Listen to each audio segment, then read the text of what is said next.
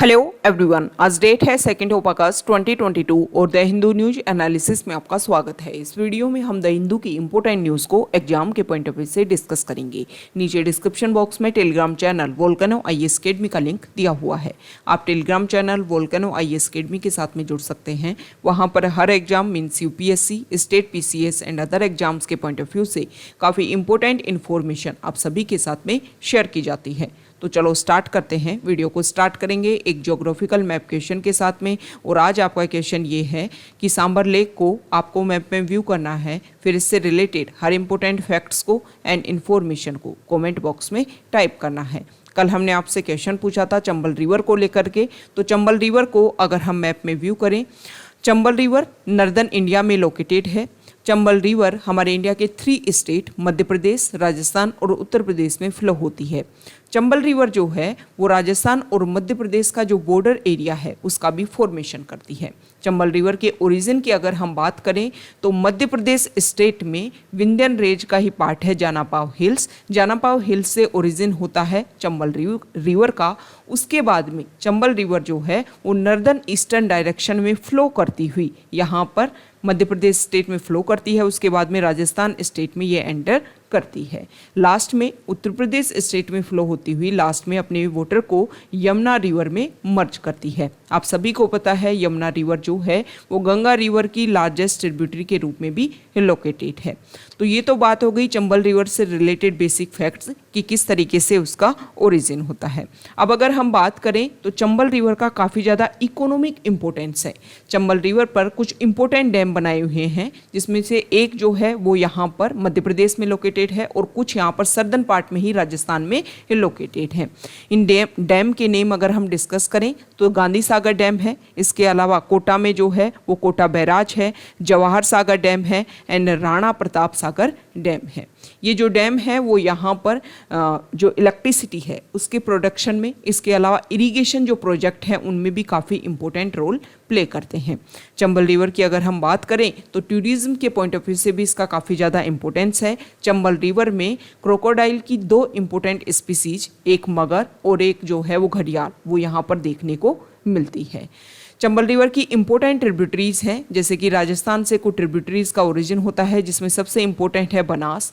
कुछ यहाँ से एमपी से ही ओरिजिन होता है, लेकिन जाकर के राजस्थान में चंबल रिवर में मर्ज होती है और उनके नेम है काली सिंध, पार्वती। ओके, तो ये चंबल रिवर से रिलेटेड बेसिक फैक्ट्स हो गए जो हमारे एग्जाम के पॉइंट ऑफ व्यू से इम्पोर्टेंट है। द हिंदू को डिस्कस करने से पहले हम मेंटोरशिप प्रोग्राम के बारे में डिस्कस कर लेते हैं। वो एस्पायरेंट जिनका टारगेट 2023 है वो इस प्रोग्राम को ज्वाइन कर सकते हैं। इसके जो भी बेसिक फीचर्स हैं उनको आप जाकर के डिटेल में स्टडी कर सकते हो हमारे वेबसाइट पर। जो मेंटोरशिप प्रोग्राम में वहाँ पर इसको अच्छे से जो भी इसके बेसिक फीचर हैं उनको अच्छे से वहाँ पर एलिब्रेट कर रखा है। देखो, यूपीएससी की जो प्रिपरेशन है वो एक लॉन्ग जर्नी होती है और इसमें सबसे बड़ी जो हर्डल होती है वो एक टाइम मैनेजमेंट और रेगुलरिटी जो होती है। तो अगर आपके साथ में भी ये प्रॉब्लम है तो आप इस प्रोग्राम को ज्वाइन कीजिए। इसमें जो हमारे मेंटोर हैं वो आपको time to time daily basis पर टारगेट प्रोवाइड करेंगे और डेली बेसिस पर आपके कॉन्टैक्ट में रहेंगे कि आपकी स्टडी जो है वो किस वे में जा रही है। अगर आप ऐसा करते हैं, हमारे मेंटोर जितनी हार्डवर्क आपके लिए कर रहे हैं उतना अगर आप साथ में उतना ही हार्डवर्क आप करते हैं तो ये जो यूपीएससी 2023 का जो टारगेट है वो आपके लिए काफ़ी इजी हो जाएगा।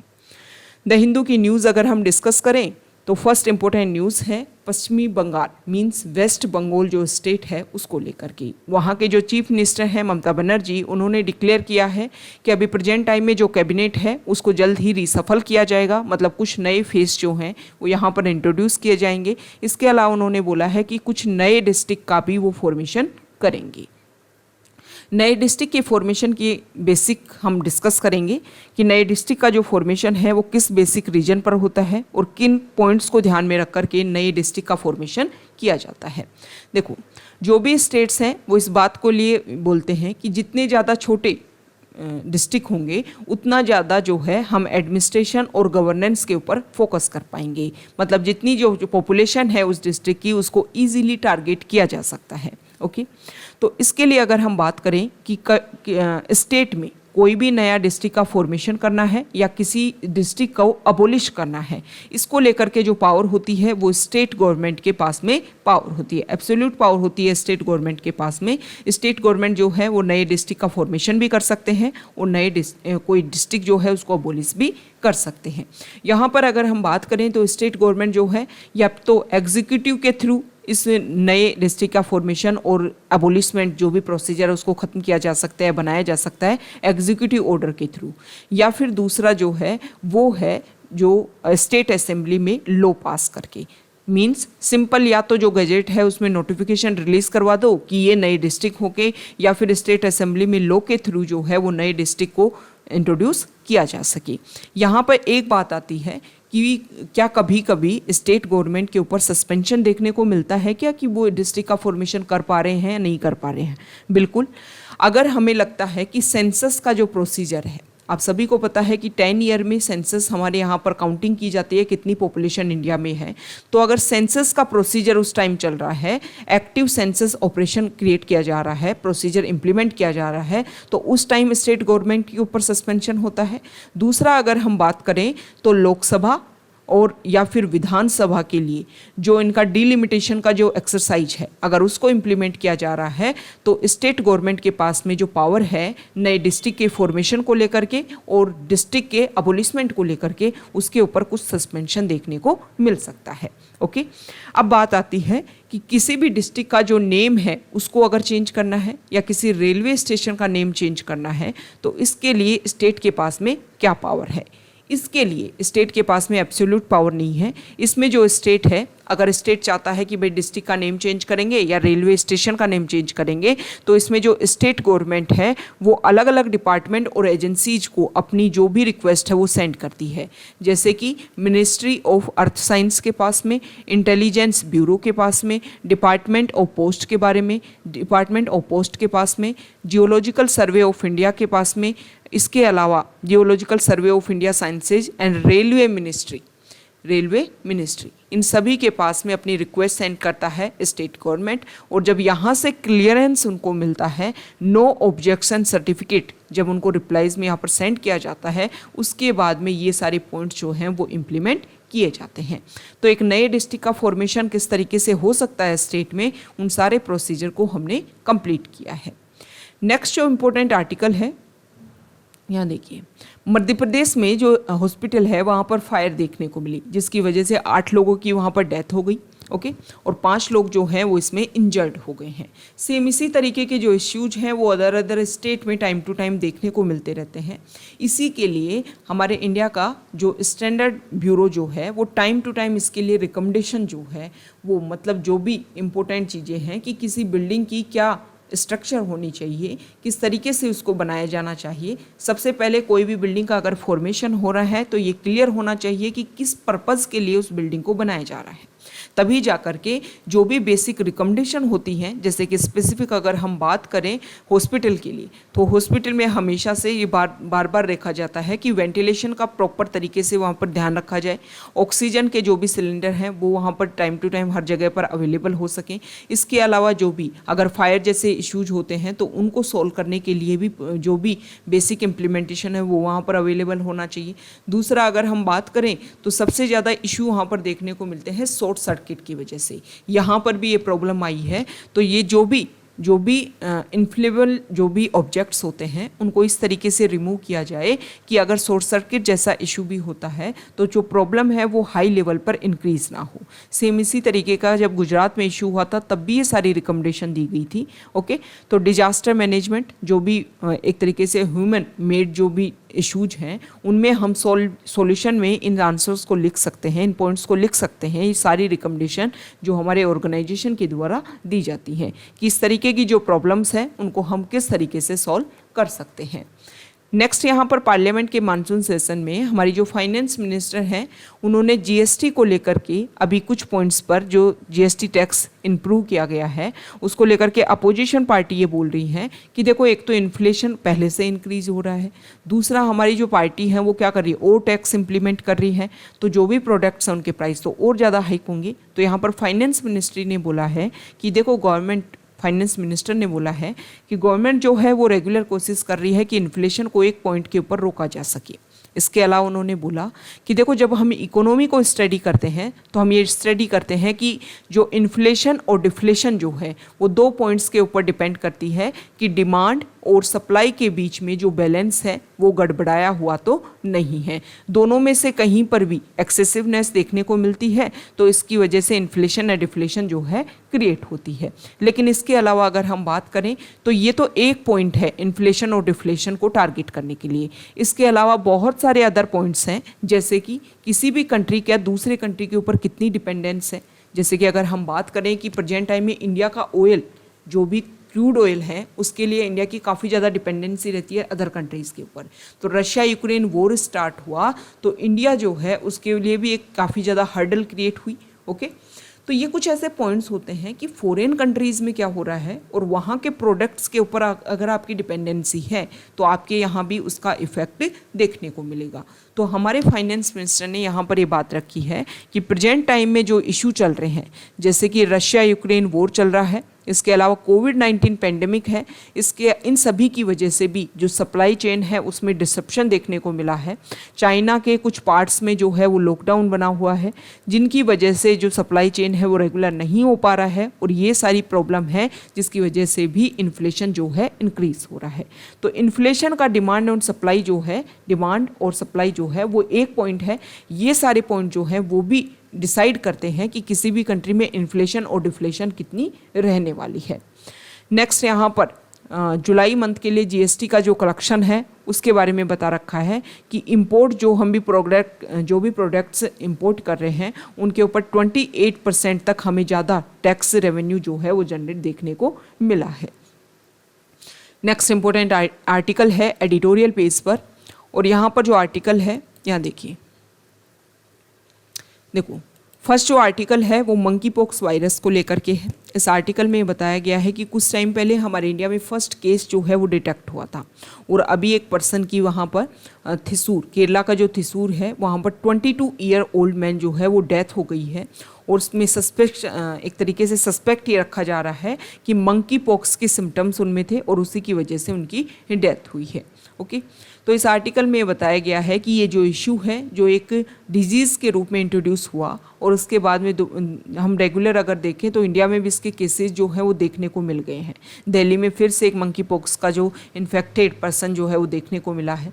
तो इसकी वजह से यहाँ पर इस आर्टिकल में बताया गया है कि WHO ने जो गाइडलाइंस दी थी उसी के अकॉर्डिंग स्टेट बेसिस पर और सेंटर बेसिस पर जो भी प्रॉब्लम है उसका सोल्व करना चाहिए। जो भी इशू है, जो भी फॉरेन कंट्रीज से जो भी हमारे पैसेंजर आ रहे हैं उन सभी को अच्छे से रिव्यू करना, डिटेक्ट करना, उनके अगर सिम्टम्स हैं तो उनको आइसोलेट करना ताकि सर्कुलेट ये डिजीज जो है वो ना हो पाए। नेक्स्ट जो आर्टिकल है, अभी नेशनल एजुकेशन पॉलिसी की 2nd एनिवर्सरी पर हमारे यूनियन होम मिनिस्टर ने एक स्टेटमेंट दिया कि हमारी जो भी हायर एजुकेशन है वो लोकल लैंग्वेज में होनी चाहिए।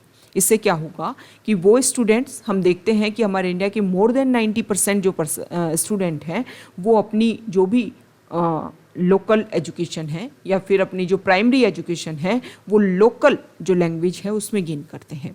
जब हायर एजुकेशन में वो आना चाहते हैं तो वहाँ पर इंग्लिश का डोमिनेंस है, मैक्सिमम जो आपके कोर्सेज हैं वो इंग्लिश में होते हैं, तो इसकी वजह से वो हायर एजुकेशन में पार्टिसिपेट नहीं कर पाते हैं।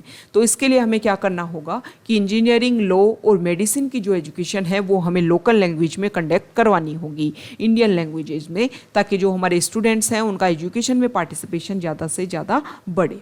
अच्छी बात है, ज़्यादा से ज़्यादा एक तरीके से जब लोकल लैंग्वेज में स्टडी होगी तो इम्पोर्टेंस भी क्रिएट होगा, बच्चों के लिए समझना जो है किसी भी सब्जेक्ट को काफ़ी ज़्यादा ईजी हो जाएगा और वो अच्छे से अपनी एजुकेशन जो है कंप्लीट कर पाएंगे। बेनिफिट ये होगा कि हमारे यहाँ पर एजुकेशन लेवल इंक्रीज़ होगा, एजुकेशन लेवल इंक्रीज़ होगा तो अवेयरनेस क्रिएट होगी और भी बहुत सारी जो प्रॉब्लम जो इनसे इनडायरेक्टली क्या होती हैं, जुड़ी होती हैं, वो भी सॉल्व हो पाएंगी।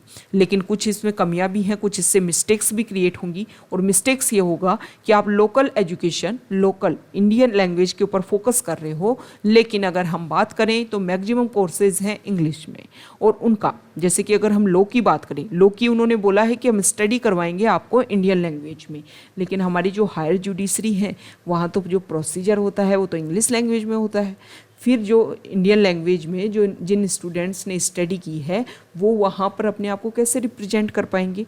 तो ये ऐसा पॉइंट है जिसके ऊपर हमारी मिनिस्ट्री को ज़्यादा फोकस करना चाहिए कि अगर हम इंडियन लैंग्वेज में स्टडी करवा रहे हैं तो उनका जो मार्केट प्लेस है, जैसे कि लॉ में जुडिशरी जो है वो मार्केट प्लेस है, तो वहाँ पर उनको वो सारी चीज़ें इम्प्लीमेंट भी हों। ऐसा नहीं है कि यहाँ हिंदी लैंग्वेज में या अदर लैंग्वेज में स्टूडेंट जो है स्टडी करके जा रहा है और वहाँ पर इंग्लिश लैंग्वेज में प्रोसीजर हो रहा है, तो वो तो फिर ऐसे स्टूडेंट जनरेट होंगे जिनके पास में एजुकेशन तो होगी लेकिन स्किल नहीं होगी। ओके, तो हमें क्या करना है, अगर हमें एजुकेशन के ऊपर फोकस करना है कि एजुकेशन जो है वो हिंदी लैंग्वेज में हो या इंडियन लैंग्वेज में हो और भी अदर लैंग्वेज में हो, लोकल लैंग्वेज में हो, लेकिन उसके साथ में जब बाद में जॉब क्रिएशन की बात आती है तो वहाँ पर भी उस लैंग्वेज को इंसर्ट किया जाना चाहिए ताकि ईजीली जो है वो उन स्टूडेंट्स के लिए काफ़ी ईजी मार्केट हो पाए और तब जाकर के स्टूडेंट्स जो है वो उसके ऊपर फोकस भी करेंगे। नहीं तो अगर आपने जो इंग्लिश लैंग्वेज में ही सारे प्रोसीजर को रखा और एजुकेशन जो है वो आपने इंडियन लैंग्वेज में दे दी तो यहाँ पर कुछ ज़्यादा इसका इफेक्ट देखने को नहीं मिलेगा, बल्कि इससे जो है वो इंग्लिश लैंग्वेज जो स्कूल्स हैं उनका ज़्यादा एक तरीके से प्रमोशन जो है वो ज़्यादा इंक्रीज होगा। ओके, तो यहाँ पर ये बात की गई है कि हम क्या करेंगे इससे। देखो, एक बात तो ये की गई है कि जो मार्केट प्लेस है उसमें भी उन लैंग्वेज का इंसर्ट हो। दूसरा यहाँ पर ये बोला गया है कि इंग्लिश लैंग्वेज को सिर्फ इसलिए ना नकारा जाए कि या ये जो है ये फॉरेन लैंग्वेज है। ओके, जो भी हम किसी भी पॉइंट के ऊपर अगर हम बात करें, अगर उसके कुछ प्लस पॉइंट है तो हमें उसको लेना चाहिए, अडोप्ट करना चाहिए। हमारे इंडियन कॉन्स्टिट्यूशन का जब फॉर्मेशन किया गया तो हमने तो 60 कंट्रीज़ का जो कॉन्स्टिट्यूशन है उसको रीड किया हमारे कॉन्स्टिट्यूशनल मेकर्स ने, और उन्होंने वहाँ पर जो भी बेस्ट पॉइंट थे और जो लगता था कि हमारे इंडिया की सर्कमस्टेंसेस के अकॉर्डिंग है ये, तो उनको हमने अपनाया। और उनमें भी अगर हमें कुछ लगता था कि इंडिया के अकॉर्डिंग इसमें कुछ मॉडिफिकेशन होना चाहिए तो उनमें कुछ मॉडिफिकेशन करके हमने इंडिया के कॉन्स्टिट्यूशन में उनको इंसर्ट किया। इसके बारे में एक बात बोली जाती है कि देखो, समझदार इंसान वो होता है जो दूसरों ने जो काम किया है उसको अडॉप्ट करे। मतलब क्या करते, या तो हमारे कॉन्स्टिट्यूशन मेकर्स क्या करते, खुद से सारा जनरेट करते, खुद से रेगुलर बने रहते, खुद से ही काम करते, बल्कि हमारे जो कॉन्स्टिट्यूशन मेकर्स ने क्या किया, स्मार्टली यहाँ पर काम किया। पूरे वर्ल्ड में जो भी बेस्ट प्रैक्टिसेज हैं उनको लिया और उसमें फिर इंडिया के अकॉर्डिंग उसमें मॉडिफिकेशन किया। जैसे कि हमें प्रेसिडेंट का इलेक्शन के बारे में बात करनी है तो प्रेसिडेंट के इलेक्शन जो है वो बेस्ट तरीके से पूरे वर्ल्ड में कहाँ होते हैं उसको हमने फोकस किया और उसके फिर अकॉर्डिंग फिर इंडिया में उसको इम्प्लीमेंट किया, इंडिया के अकॉर्डिंग उसमें कुछ चेंजेस कर दिए। ओके, तो ये होता है कि यहाँ पर हम लैंग्वेज को एक बैरियर के रूप में क्रिएट ना करें। ऐसा नहीं है कि लैंग्वेज जो है वो आगे जा करके हायर एजुकेशन भी कंप्लीट हो जाए और जब जॉब की बात आए तो स्किल्ड जॉब जो है, स्किल्ड जो लेबरर्स हैं, स्किल्ड जो हमारे यहाँ पर जो यूथ हैं वो उनका प्रोडक्शन हो ही ना हो पाए। तो इसलिए इंग्लिश लैंग्वेज को इसलिए ना नकारो कि ये फॉरेन कंट्रीज से है।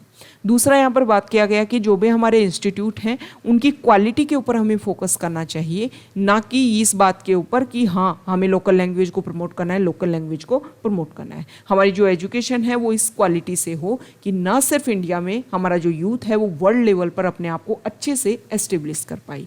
तो इन सारे पॉइंट्स के ऊपर अगर ध्यान रखा गया तो जो नेशनल एजुकेशन पॉलिसी है उसका जो टारगेट है, उसका जो ऑब्जेक्टिव है, उसको हम काफ़ी अच्छे से इम्प्लीमेंट कर पाएंगे। नेक्स्ट इंपॉर्टेंट आर्टिकल है पेज नंबर 7 पर, और यहाँ पर जो हमारे नॉमिनेटेड पर्सन है राज्यसभा में उनका क्या अभी तक क्या इन्वॉल्वमेंट रहा है, क्या उनका यहाँ पर एक तरीके से परफॉर्मेंस रही है, उसके बारे में यहाँ पर बताया गया है। इस आर्टिकल में बताया गया है कि अभी हमारे प्रेसिडेंट ने प्रेजेंट टाइम में 4 eminent personalities PT Usha, Ilaiyaraaja, Virendra Heggade, V Vijayendra Prasad, उनको राज्यसभा में इंट्रोड्यूस किया। आप सभी को पता है हमारे कॉन्स्टिट्यूशन का आर्टिकल 80 सब क्लोज 3 जो है वो नॉमिनीज़ की बात करता है कि जो भी पर्सन अगर उनके पास में लिटरेचर, साइंस, आर्ट और सोशल सर्विस में अगर उनके पास में स्पेशल एक्सपीरियंस है या प्रैक्टिकल एक्सपीरियंस है तो उनको नॉमिनेट किया जा सकता है। आप सभी को पता है कि जो राज्यसभा है उसमें 12 मेंबर्स को नॉमिनेट किया जाता है, ये बातें आपको पता है, और हमारे जो प्रेसिडेंट हैं उनको नॉमिनेट करते हैं। अब यहाँ पर अगर हम बात करें तो सचिन तेंदुलकर जो है उसके बारे में आपको ये ध्यान में नहीं रखना है कि वो आर्ट्स जो है उससे बैकग्राउंड से, मतलब 4 पॉइंट रखे गए ना कि इनके बेसिस पर राज्यसभा में आप नॉमिनेट कर सकते हो, तो वो आर्ट्स से नहीं थे। मतलब हमारा जो ओरिजिनल कॉन्स्टिट्यूशन है उसमें तो arts, science, literature, social service, इन 4 पॉइंट के बारे में बताया गया है। लेकिन जब सचिन तेंदुलकर को यहाँ पर इंट्रोड्यूस किया जा रहा था राज्यसभा में, तब क्वेश्चन किया गया था किसके बेसिस पर भैया आप उनको कर रहे हो, वो तो गेम से रिलेटेड है, स्पोर्ट्स से रिलेटेड है। तो यहाँ पर तो पार्लियामेंट में ये बात रखी गई थी कि देखो जो भी हमारी एमिनेंट पर्सनैलिटीज़ हैं, ऐसा नहीं है कि उनको सिर्फ इन 4 क्राइटेरिया में ही उनको एक तरीके से अगर वो फिट बैठते हैं तो उनको इंट्रोड्यूस किया जाए। उन्होंने अपने एरिया में काफ़ी अच्छा काम किया है और इसी के बेसिस पर उनको यहाँ पर इंट्रोड्यूस किया गया था राज्यसभा में। लेकिन यहाँ पर जो भी नॉमिनेटेड मेंबर्स हैं, अगर उनकी परफॉर्मेंस की हम बात करें तो उनका परफॉर्मेंस जो है वो काफ़ी अच्छे लेवल का नहीं रहा है। ओके, यहाँ पर उनकी अटेंडेंस जो है वो भी काफ़ी कम देखने को मिलती है। बात अगर हम करें प्राइवेट मेंबर बिल की, तो उसमें भी जो है वो काफ़ी पीछे दिखाई देते हैं। Okay, number of private member bill जो हैं वो यहाँ पर इंट्रोड्यूस किए गए। इन सारे बेसिस पर या फिर क्वेश्चन आस्क में अगर हम देखें या फिर डिबेट्स में उनका पार्टिसिपेशन देखें, इन सभी में जो नॉमिनेटेड मेंबर्स हैं उनका कोई भी पार्टिसिपेशन जो है वो हाई लेवल पर देखने को नहीं मिलता है। यहाँ पर ये बताया गया है कि 29 nominated MP had introduce 0 private member bill. Okay, 6 MP ऐसे रहे हैं nominated had less than 50% attendance. 16 nominated MP had raised 0 questions. इससे ये लगता है कि जो नॉमिनेशन के थ्रू आप जिन पर्सन को लेकर के आते हो, कम से कम पॉलिटिक्स में उनका इंटरेस्ट होना चाहिए और उसके थ्रू ही यहाँ पर इंट्रोडक्शन होना चाहिए, ताकि यहाँ पर जो 12 सीट्स उनको दी जाती हैं, एक तरीके से लॉ मेकिंग प्रोसीजर हो यहाँ पर होता है, उसमें वो ईजिली पार्टिसिपेट कर पाएँ। ये नहीं है कि ऐसे पॉइंट्स के बेसिस पर आप उनको यहाँ पर रिप्रेजेंटेशन तो करवा रहे हो, लेकिन उनका जो एक लॉ मेकिंग जो प्रोसीजर होता है, हमारी कंट्री के डेवलपमेंट के लिए जो उनका काम होता है, वो उसके साथ में जस्टिफाई कर ही नहीं पा रहे हैं। ओके, नेक्स्ट इंपॉर्टेंट आर्टिकल है, यहाँ देखिए पेज नंबर 8 पर, और यहाँ पर अल्फाफोर्ड। ये अल्फाफोर्ड क्या है, ये हमारे लिए इम्पोर्टेंट है। पहले तो अल्फाफोर्ड जो है वो artificial intelligence based protein structure prediction tool है। इसमें क्या होता है, जैसे हमारे माइंड में कुछ इनपुट जाता है, फिर हम कुछ इन चीज़ों के बारे में सोचते हैं और फिर उसका कुछ आउटपुट निकलता है। सेम इसी तरीके से अल्फाफोर्ड है। इसमें computer system called deep neural network, मतलब डीप न्यूरल नेटवर्क एक तरीके से जैसे कि हमारा माइंड जो है वो हमारे जो न्यूरॉन्स हैं उनके बेसिस पर, मतलब हमारे जो भी न्यूरॉन्स हैं उनके बेसिस पर जो भी हमारी पावर है उन सभी का यूज़ करते हुए वर्क करता है। सेम इसी तरीके से ये प्रोसीजर जो है वो भी वर्क करेगा। ये ह्यूमन ब्रेन से ही इंस्पायर्ड है। ओके, और यहाँ पर ये बताया गया है कि देखो इसका रियल वर्क क्या होगा, is done by the black box between the input and the output layers called the hidden networks. AlphaFold is fed with protein sequence as input. When protein sequence enter through one end, the predicted 3-dimensional structure come out through the other. It is like a magician pulling a rabbit out of a hat. एक magician की तरह काम करेगा कि जैसे एक head से, एक टोपी से जो मैजिशियन है वो एक रैबिट को निकाल देता है, सेम इसी तरीके से काम करेगा कि एक तरफ से इनपुट दिया जाएगा, दूसरी तरफ से जो प्रोटीन की 3 डायमेंशन जो स्ट्रक्चर है वो देखने को मिलेगी और उसके ऊपर फिर स्टडी की जाएगी। इस तरीके से इसके ऊपर काम किया जाएगा। प्रोटीन जो है, प्रोटीन डाटा बैंक, उसकी स्ट्रक्चर को डेवलप करने के लिए कंप्यूटर जो मॉडल है उसके थ्रू इसको अवेलेबल करवाने की कोशिश की जाएगी। इसका फर्स्ट जो यूज़ है वो इसी तरीके से किया जाएगा। अब इसका इम्प्लीकेशन जो है वो क्या होगा, protein are the business end of biology, meaning protein carry out all the functions inside a living cell. Therefore, knowing protein structure and function is essential to understanding human disease. हमारे human में क्या क्या disease हैं, तो किसी भी protein का structure दे करके किसी भी ह्यूमन में किस तरीके से लिविंग सेल में किस प्रोटीन की अवेलेबिलिटी है, किस तरीके से वो काम कर रहा है, इन सभी के स्ट्रक्चर की स्टडी करके जो भी हमारे यहाँ पर इशू क्रिएट होते हैं, ह्यूमन डिजीज़ क्रिएट होती है, उनका एक पहले ही उनका एक रिजल्ट निकालने की कोशिश की जाएगी। यहाँ पर जो अभी हमारे इंडिया में जो एयरफोर्स के MiG-21 है जो है उसमें फिर से क्रैश देखने को मिला और हमारे जो इम्पोर्टेंट पायलट जो हैं इंडियन एयरफोर्स के उनमें 2 की डेथ हो गई। तो इस आर्टिकल में बताया गया है कि टाइम के साथ में अगर हम देखें तो MiG-21 जो है उसमें काफ़ी ज़्यादा क्रैश देखने को मिल रहे हैं। ये जो MiG-21 है इनको इंडियन एयरफोर्स में 1960s के टाइम में इनको इंट्रोड्यूस किया गया था। Since then more than 800 variant of the supersonic fighters were inducted into service. Okay, तो इसमें बोला जा रहा है कि भाई इनको क्या किया जाए, प्रेजेंट टाइम इनको रिमूव किया जाए, क्योंकि इनकी जो कंडीशन है उसके बेसिस पर लगता है कि इनकी ये जो भी इंफ्रास्ट्रक्चर है उन सभी की वजह से प्रॉब्लम क्रिएट हो रही है, क्योंकि जो हमारे ऑफिसर जिनकी डेथ हो रही है इस क्रैश में, वो काफ़ी ज़्यादा ऐसे पॉइंट है जिनको आप दोबारा से फिल ही नहीं कर सकते हो। ओके, हमारे इंडिया के जो ब्रेव ऑफिसर्स हैं उनकी अगर डेथ होती है इस तरीके के मिग कोई भी क्रैश होने की वजह से, तो काफ़ी ज़्यादा मतलब आप फिल नहीं कर सकते हो उस वो जो गैप क्रिएट होगा उन सभी को। तो इसके ऊपर फोकस किया जाना चाहिए कि जो भी इंफ्रास्ट्रक्चर है उसके ऊपर फोकस किया जाए। अगर वहाँ पर बार बार इश्यू क्रिएट हो रहे हैं मीन्स वो प्रॉब्लमेटिक कोई पॉइंट है। नेक्स्ट इंपॉर्टेंट आर्टिकल है पेज नंबर 10 पर, और यहाँ पर मालदीव के जो प्रेसिडेंट है वो इंडिया के विजिट पर है। हाँ, आप सभी को पता है हमारे इंडिया के नए प्रेसिडेंट बने हैं द्रौपदी मुर्मू, और उनसे मीटिंग करने के लिए वो इंडिया की विजिट पर आए हैं। यहाँ पर इंडिया अगर हम प्रेजेंट टाइम में देखें तो मालदीव में प्रेजेंट टाइम में एंटी इंडिया जो है वो मूवमेंट देखने को मिल रहा है। बहुत सारे लोग जो है वो वहाँ पर प्रोटेस्ट भी कर रहे हैं। मिस्टर सोली जो हैं वो अभी प्रेजेंट टाइम में वहाँ के प्रेसिडेंट हैं। इससे पहले जो प्रेसिडेंट थे मोहम्मद नशीद जो हैं, ओके, और मोहम्मद नशीद जो हैं वो वहाँ पर एक तरीके से इन्फ्लुएंस करने की कोशिश कर रहे हैं वहाँ की पॉपुलेशन को, कि इंडिया के साथ में जो भी रिलेशन मेंटेन कर रहा है मालदीव, उसकी वजह से आने वाले टाइम में मालदीव के ऊपर इंडिया का डोमिनेंस जो है वो क्रिएट होगा। ओके, यहाँ पर ग्रेटर माले कनेक्टिविटी पोर्ट बना रखा है, उनकी कैपिटल को अदर स्मॉल जो आइलैंड्स हैं उन सबसे कनेक्टिविटी के लिए, और भी यहाँ पर नेवल बेसिस पर जो है वो इंडिया अपनी अवेलेबिलिटी डिसाइड करता है। इंडिया जो है वो टाइम टू टाइम जो है वो इस तरीके की शिप इनको प्रोवाइड करवाता है ताकि इंडियन ओशन रीजन में वो अपनी सिक्योरिटी को मेनटेन कर सके। ओके, मालदीव हमारे इंडिया के लिए काफ़ी ज़्यादा इंपॉर्टेंट है, क्योंकि अगर हम बात करें जिस तरीके से चाइना जो है, यहाँ पर हम मैप के थ्रू अगर हम देखें, यहाँ देखिए ये इंडिया का पेनिनसुलर पार्ट है, और यहाँ पर आप सभी को पता है श्रीलंका है। तो श्रीलंका में चाइना ने हम्बनटोटा पोर्ट डेवलप किया है। यहाँ पर अगर हम बात करें तो ये है वेस्ट एशिया, और ये हो गया यहाँ पर अफ्रीका कॉन्टिनेंट जो है। ओके, यहाँ देखिए ये हो जाएगा यहाँ पर, एक सेकेंड,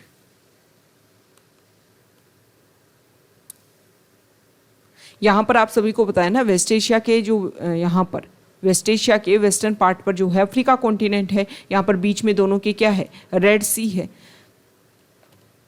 एक सेकेंड,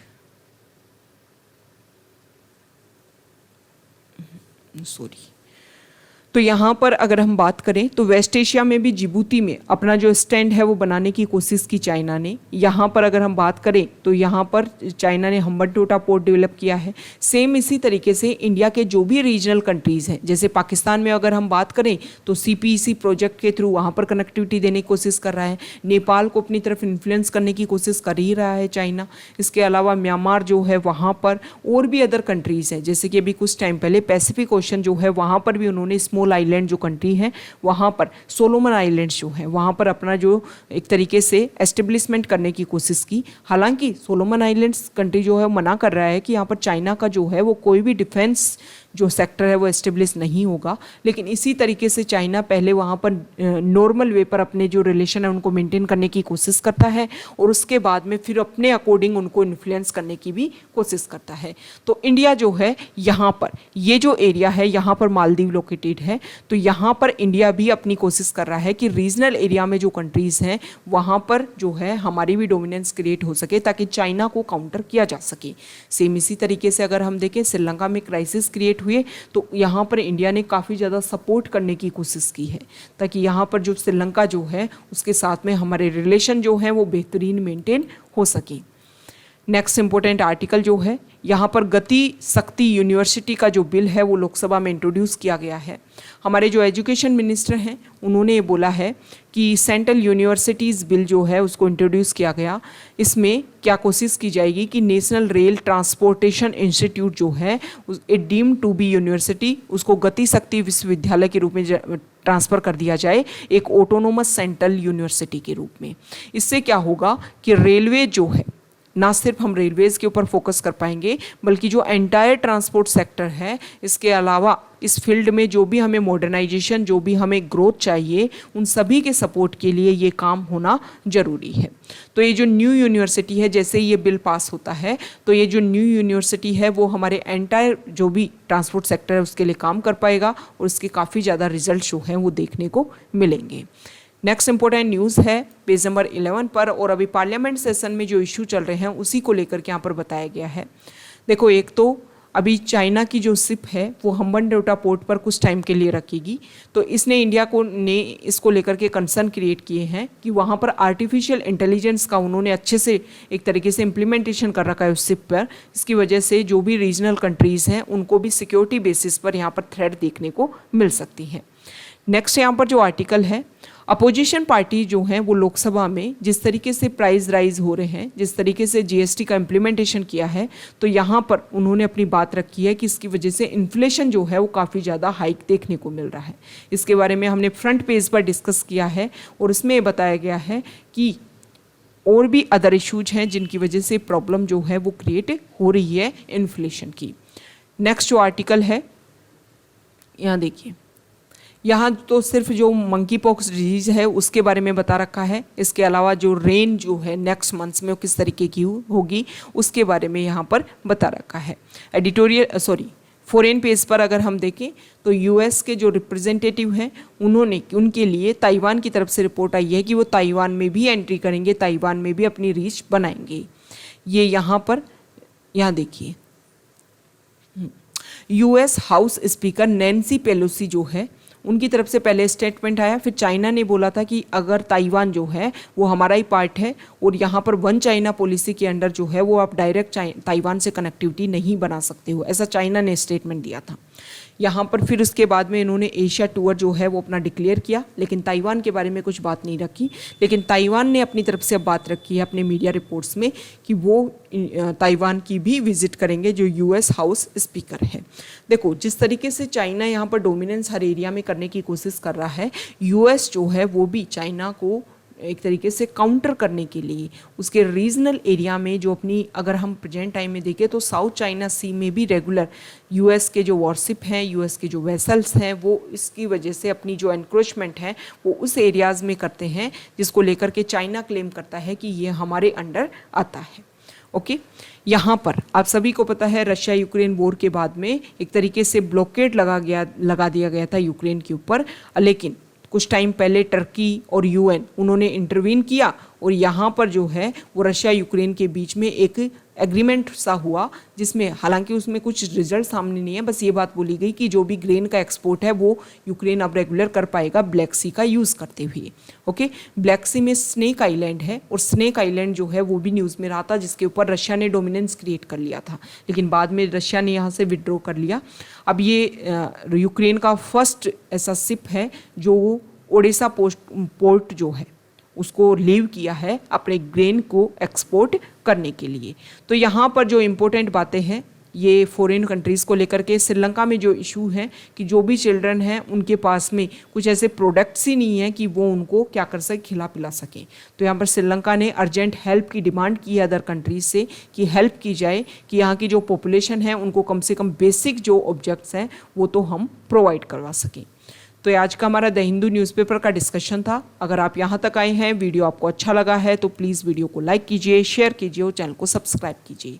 आप हमारी वेबसाइट पर विजिट कर सकते हैं। वेबसाइट का जो लिंक है वो भी आपको डिस्क्रिप्शन बॉक्स में अवेलेबल करवा दिया जाता है। वहाँ पर daily current affairs fact basis पर आपको अवेलेबल करवाए जाते हैं। डेली क्विज जो है वो आपको अवेलेबल करवाई जाती है, जिसका एक्सप्लेनेशन वीडियो जो है वो इवनिंग में यूट्यूब पर आता है और यहाँ पर जाकर के आप अटैम्प्ट कर सकते हो इस क्विज को और आपको पता लगा सकते हो कि आपने जो डेली में जो न्यूज़ पढ़ी है उसमें आप कितना अच्छा परफॉर्म कर पा रहे हो। ओके, आज जो है वो मन की बात जो अभी 31 जुलाई को हमारे प्राइम मिनिस्टर ने एड्रेस किया कंट्री को, तो मन की बात में जो भी इंपॉर्टेंट बातें उन्होंने लिखी, इसके जो नोट्स हैं वो आपको प्रोवाइड करवाए जाएंगे वेबसाइट पर। इसके अलावा जो इसका वीडियो जो है वो भी अवेलेबल करवाया जाएगा, क्योंकि जो भी हमारे गवर्नमेंट डाटाज होते हैं, गवर्नमेंट जो भी ऑफिशियल स्टेटमेंट आते हैं वो हमारे लिए काफ़ी ज़्यादा इंपॉर्टेंट हो जाते हैं यूपीएससी एंड अदर एग्जाम के पॉइंट ऑफ व्यू से। Okay, thank you.